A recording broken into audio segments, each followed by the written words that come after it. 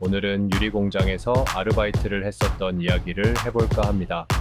저는 공장 기숙사에서 살았었고 1년 넘게 일하면서 다양한 경험들도 많이 했고 많은 일들도 있었고 많은 사람들도 만났었는데 어찌 보면 좋은 경험이었기도 아니면 인생에 있어서 힘들었었던 기억 중에 하나라고 볼 수도 있겠네요. 암튼 먼저 하는 일에 대해서 말씀드리면 조금 루틴이 복잡하긴 합니다.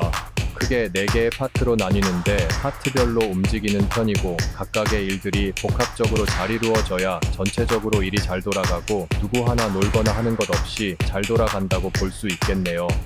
공정별로 보면 알루미늄 샤시가 설계도에 의해 조립되어서 저희 쪽으로 넘어오면 각 샤시에 맞는 유리들을 맞춰 끼우고 실리콘으로 유리와 샤시 사이를 쏴서 마무리합니다. 마무리 다 된 완성품들을 N자로 생긴 고중량을 실을 수 있는 대체 고정하고 포장하여 건축 현장으로 보내면 모든 공정이 완료됩니다. 앞서 언급했듯이 크게 4개의 파트로 나누어 보자면 세팅, 유리 픽업, 실리콘 마무리, 패킹 순으로 나눌 수 있을 것 같습니다. 첫 번째 세팅에 대해서 말씀드려 볼 텐데 앞서 공정을 설명드렸듯이 조립이 완료된 알루미늄 샤시를 가지고 와서 쭉 세팅합니다.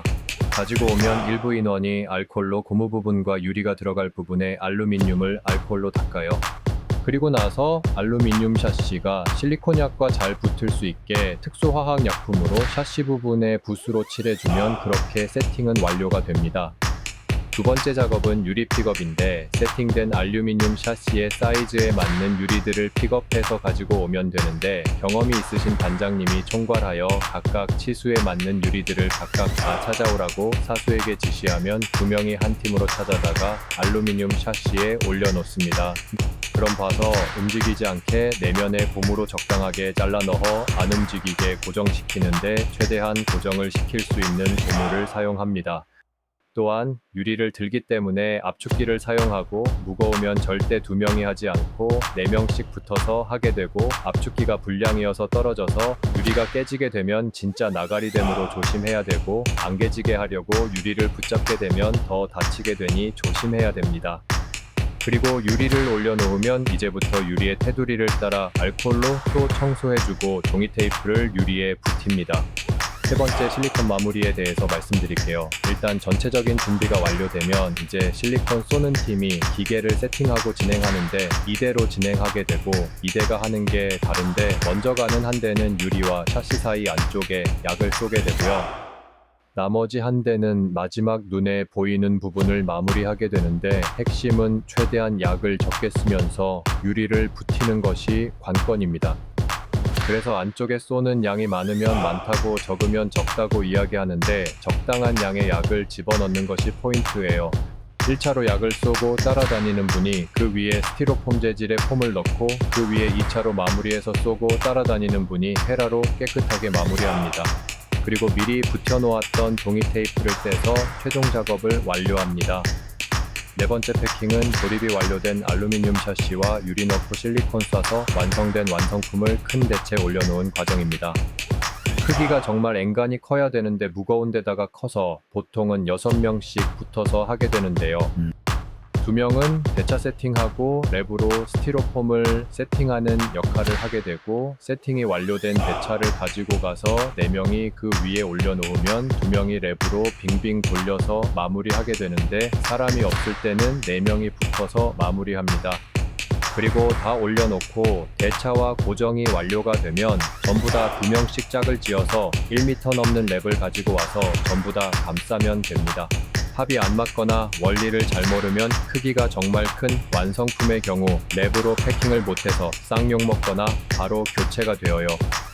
여기서 마무리는 아니고 패킹 작업이 완료가 되면 지게차 위치까지 대차를 끌고 가야 되는데 보통 2명씩 하는데 정말 무거우면 3명씩 붙어서 하기도 하는데 절대 조심해야 될 게 안전화는 필수고 안 신으면 일 못하고요. 안전화 신어도 워낙에 무겁기 때문에 잘못하다 찍히면 안전화 신어도 아작나서 항상 또 조심해야 됩니다.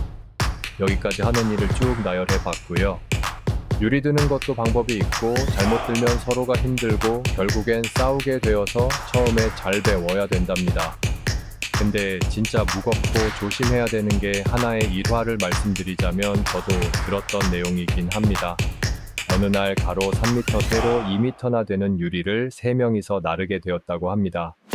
그래서 유리용 대차에 올려놓고 기다리고 있다가 지게차가 대차를 치게 되었고 그대로 유리가 3명이 있던 곳으로 넘어와서 그대로 깔렸는데 다행히 워낙에 무겁기도 했고 대차에 가까이 있었기 때문에 다들 뒤로 나자빠졌지만 대차와 유리 사이에 공간이 있어서 살았다고 하네요.